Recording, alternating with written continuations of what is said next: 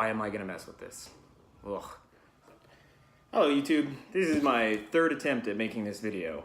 So I've discovered the microphone on my iPhone is actually better than that of the microphone on the computer, which is kind of important because we're doing a little guitar action stuff here today. So basically what we're gonna be talking about is setting up your Gibson Explorer to be a metal machine. So this one's already doing pretty good. I've got an EMG 57 and 66 combo in here that I'm actually going to be swapping out to the original setup, which were these dirty fingers right here. This is what came in the guitar. They are really high output. I had these in this guitar all of a day and a half while I was waiting for the EMGs to actually come in the mail. So this was a 2015 model. We all know that Gibson was kind of having a hard time that year.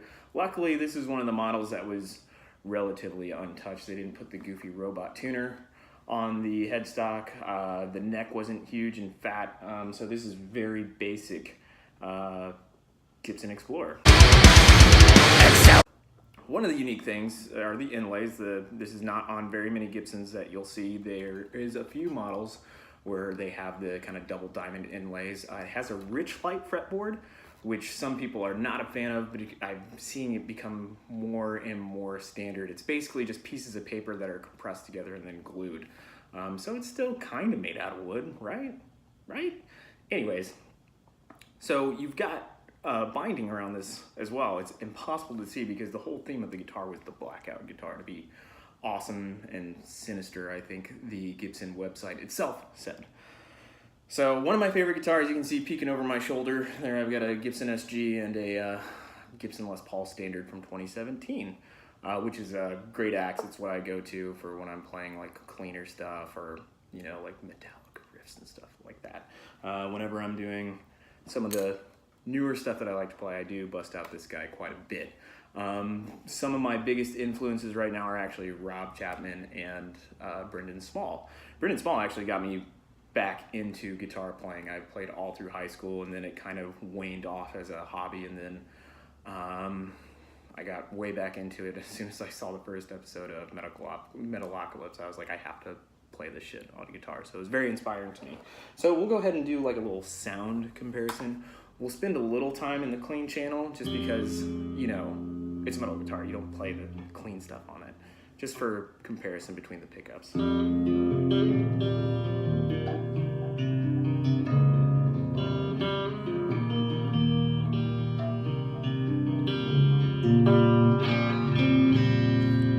So as you can hear, it is pretty clean, and I'm sorry that I don't have a good microphone. Maybe if I get more people watching these, I'll upgrade, maybe. We'll see. And then our bridge.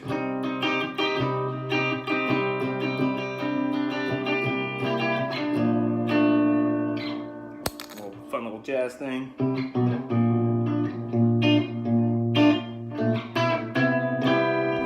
As you can see, it's just, I don't know. There's something about playing like a baritone or detuned guitar that in a clean channel that just,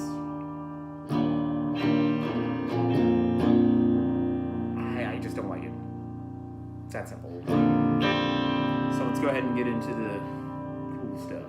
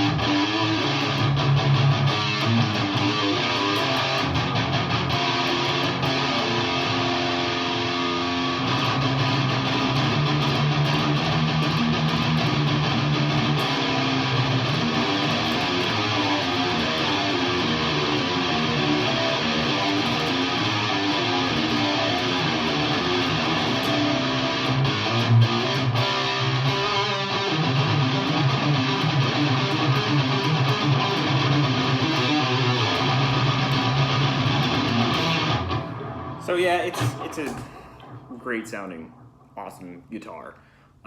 Sometimes it is harder to hear these things through a terrible mic, number one. Number two, that's a lot of gain coming from that amp. It's a Blackstar Series 100.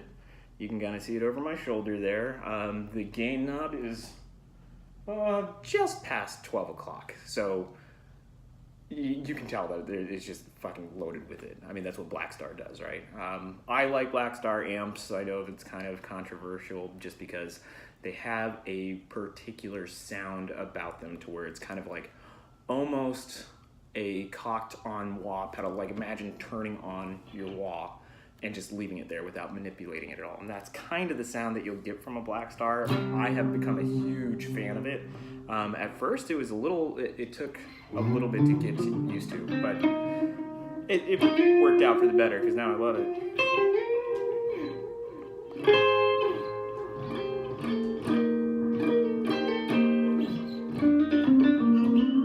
So one of the other little things that I've noticed is intonation can be somewhat of a problem with this guitar just because we are looking at a 24.75 inches scale. You typically want something a little bit longer if you're going to be tuning your guitar down 2 whole steps, which is essentially what's going on. The intonation here is actually not too bad. And then getting down, still not too bad.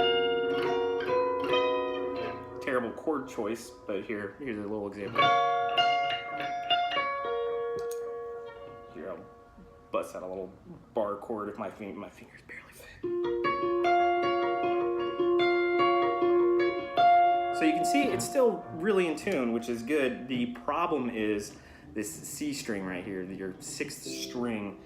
If you could see in the video, the saddle where the string is, it is maxed out. It is all the way towards the rear of the guitar, so it is just, there's nothing I can do with it. It's pretty close, but you can hear it just a little bit, and it kind of drives me nuts every once in a while. So we're also gonna set up this guitar today. We're gonna adjust the neck a little bit, make it a little bit straighter, so that's gonna elongate it just a little bit, and I think it'll get it to the point too where it is perfect for the C string as well. The problem with making it so straight, is I can end up with a little bit more fret buzz than I would really prefer. It's not too bad right now, considering the gauge of the strings that I'm using. 12 tops, 60 bottoms, which is just oof, oof. I haven't had any neck issues. Once again, this guitar has been exclusively set up like this for about 3 years, and fuck, Brendan Small does it all the time. I mean, and he's the guitar god, if we're being honest with ourselves.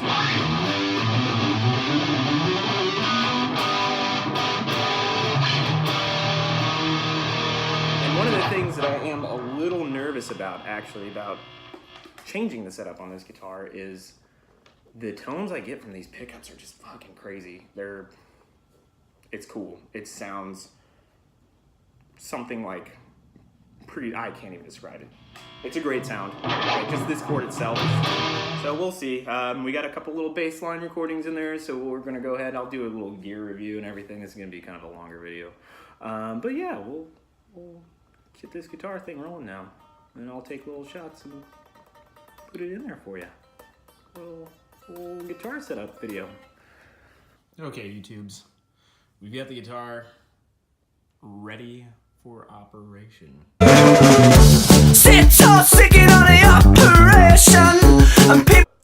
I'm going to go through and I'm going to measure the action on both sides because I want to maintain what I've got going on right now. It's very difficult to get a guitar completely perfect the way you want it, especially for something that's big. Okay, as you can see, it is just absolutely crammed in there. There is no room left for pretty much anything.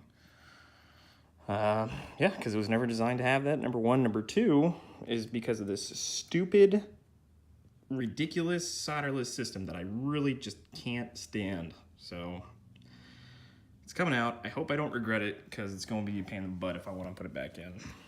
here's everything else pretty much removed. Okay, we're now 2 beers in, and a little bit closer, all stripped out and everything.